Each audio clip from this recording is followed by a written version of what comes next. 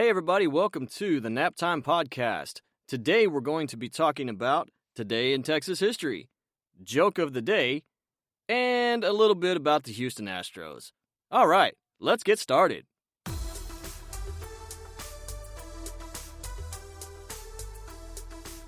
Hey everybody, welcome to the Nap Time Podcast. I am your host, Todd Napper. Welcome to the show. Thank you so much for listening, downloading, and just overall paying attention, I guess. I noticed a little bit in the last episode that I'm going to try to cut it out in this episode. I said, quite a bit. So I'm going to try to cut that out a little bit in this episode. I'm sure that was quite annoying. And if you didn't notice it, I'm sure you're going to go back now and listen to it, and then you're going to pick it out every time. So maybe I should have just kept it quiet. Oh well, this is my life. Anyway, so let's get busy. Let's get started with our show. We are going to go back in Texas history. Yeehaw!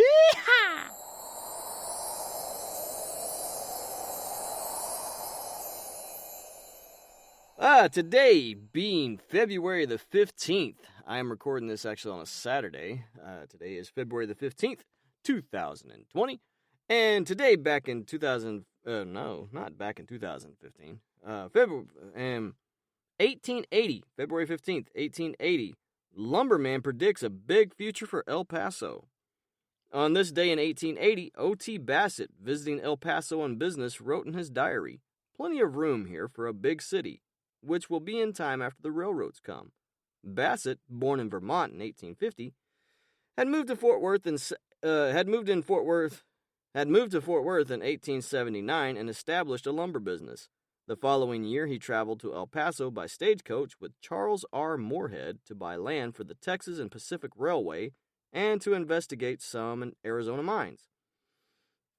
His prediction was right on target, as most authorities agree that the arrival of the railroads in 1881 and 1882 was the single most significant event in El Paso history, transforming a sleepy, dusty little adobe village of several hundred inhabitants into a flourishing frontier community that became the county seat in 1883 and reached a population of more than 10,000 by 1890.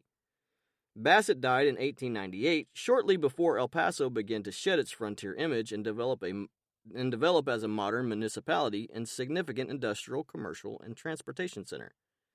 The city grew from 15,906 in 1900 to 39,279 in 1910 and 77,560 in 1925.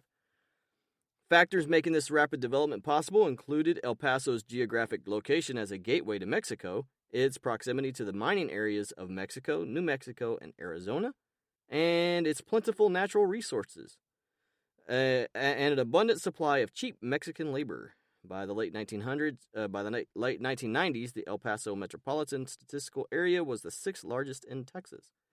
So, interesting. A little history there about El Paso. And then, 1914, a Texas rancher was murdered by Mexican troops. In this day in 1914, the body of South Texas rancher Clemente Vergara was found hanging from a tree. Interesting. Vergara owned a ranch near Palafox. He allowed his horses to graze on an island in the Rio Grande, land that was disputed by the United States and Mexico. Vergara suspected that Mexican soldiers had stolen 11 of his horses from the island. He and a nephew crossed the Rio Grande to meet with several soldiers who called the two men over. Vergara was struck on the head and carried to the Hidalgo garrison, while his nephew escaped and returned to the United States. Vergara's wife and daughter crossed into Mexico on February 14th and found him severely beaten and jailed in the Hidalgo garrison. The following morning, soldiers told the women that he had been taken to Piedras Negras. Interesting. Texas Governor Oscar B. Colquitt and President Woodrow Wilson's administration disagreed on how to deal with the situation, with the former advocating the use of Texas Rangers to extradite Vergara's kidnappers if necessary.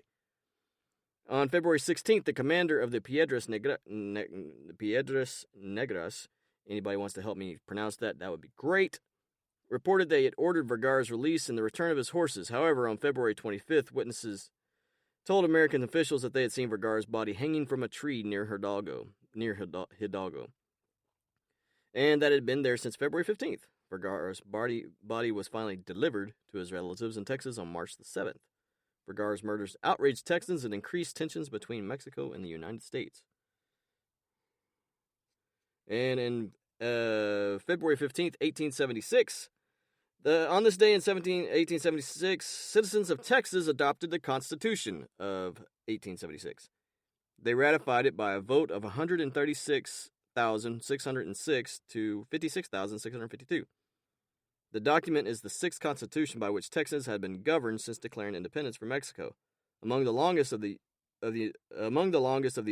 U.S. state constitutions, this Constitution of 1876 reflects the earlier influence of Spanish and Mexican rule, the state's predominantly agrarian nature in the late 19th century, and a resurgent Democratic Party determined to undo many of the measures implemented by Republican administrators during the Reconstruction.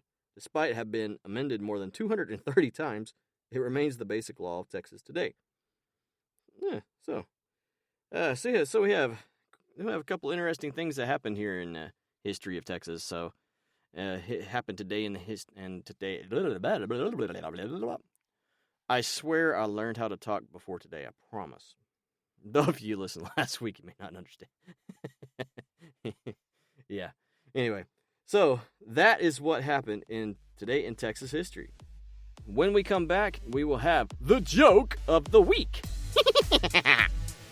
Okay, I gotta stop doing that. Thanks for listening, guys. We'll be right back.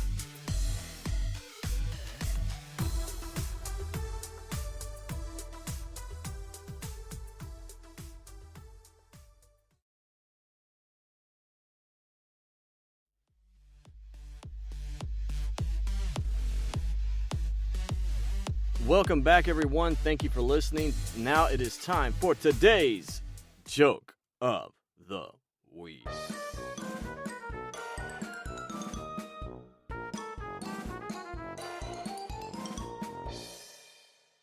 A priest, a minister, and a rabbi want to see who's best at his job. So they each go into the woods, find a bear, and attempt to convert it. Later they get together. The priest begins, "When I found the bear, I read to him from the catechism and sprinkled him with holy water. Next week is his first communion." "I found a bear by the stream," said the minister, "and preached God's holy word. And the bear was so mesmerized that he let me baptize him." They both looked down at the rabbi, who was lying on a gurney in a body cast. "Looking back," he says, "maybe I shouldn't have started with circumcision."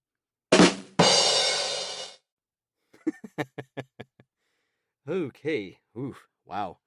Alrighty then. And that was this week's joke of the week. Yeah. Don't do that. All right. So now I want to get into this week's random thoughts. This week and over the last, I guess, month or so, there have been a lot of people talking about the scandal and the Major League Baseball scandal between the Houston Astros and sign stealing. And I haven't really looked into a whole lot of everything about it. The Houston Astros are from Texas. I mean, I love Texas and everything that is Texas, except for the Aggies. But that's a long story, and I'm sure I'll get into it one day or another, but not today. So I do like the Houston Astros. I like Nolan Ryan. He was one of the head guys, and Nolan Ryan was one of the head guys of the Houston Astros. Really wish that the Rangers hadn't let him walk.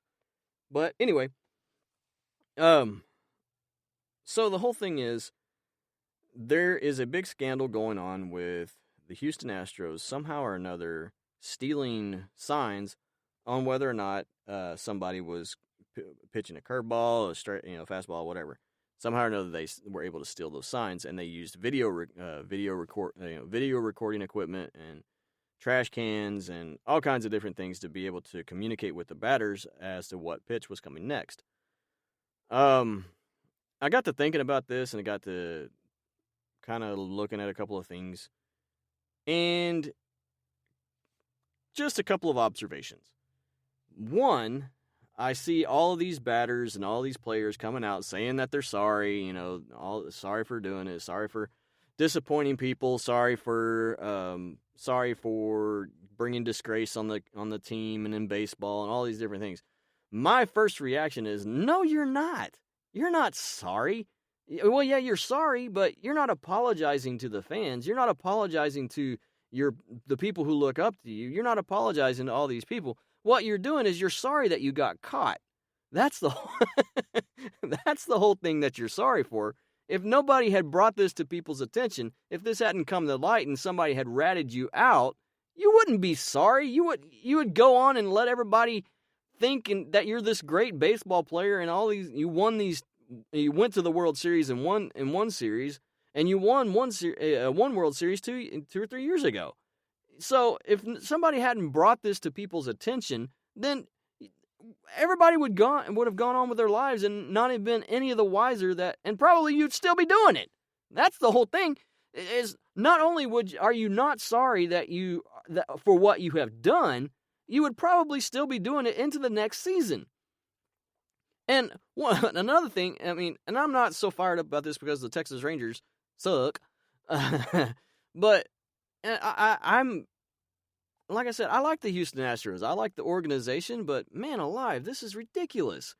And so my first observation is, no, you're not sorry you're not sorry for what you've done. You would probably still be doing it, even if you hadn't got caught, you would probably still be doing it going into the next season. So don't come at me with all this junk saying that you are sorry for what you've done. No, you're not. You're sorry you got caught, and so now you have to try to save face with all your fans and all the people. And to me, and I really did. My first inclination was to look at the rules to see, okay, if this truly was something that was so terrible, and I looked at a couple of so sign stealing goes back a long ways, and you see people stealing signs from the third base coach, which if you can figure it out, they said it's one of the unwritten rules in baseball that's okay, but they made using anything electronic illegal in it. So yes, they did something wrong. That was my first question: was did they really do something wrong? Because anybody looking for a competitive edge in a game is going to try to do whatever it takes to find that competitive edge to beat the team. And I was wondering, okay, so they use some electronic, okay, then I looked, okay, it is wrong. So yes, it's wrong. So settle that fact.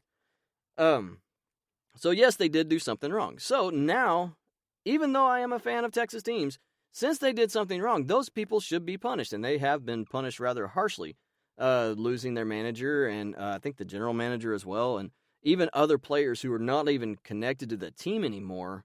One of the Carlos Beltran, who was a coach who's supposed to be the coach of the Boston Red Sox, he lost his job even before he got started, which is great. But I think these players should be punished as well.